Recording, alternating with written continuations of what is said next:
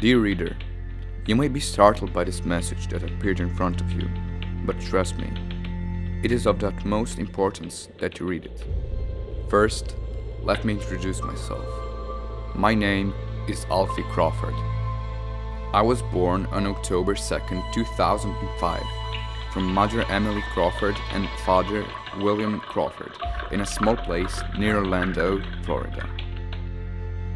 I graduated Science, Linguistics and Sociology in the University of Cambridge and Princeton University.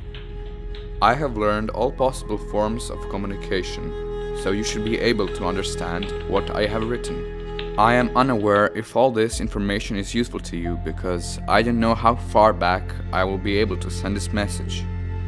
As you see, I don't come from the same time as you do. You might not have even grasped or thought of the concept of time, so I will elaborate. You see, I come from the future. People, aka your progeny, are going to be the death of your species.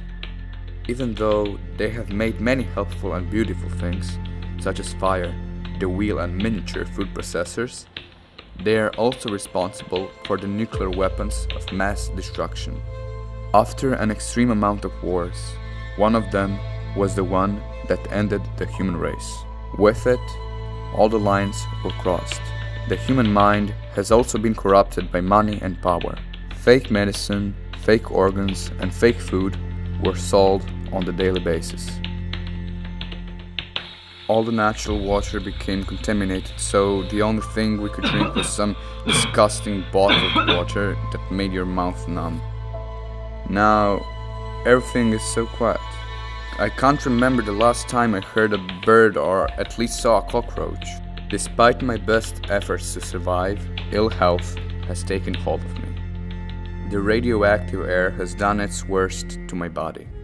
I barely get out of my bed these days and I can't think straight anymore.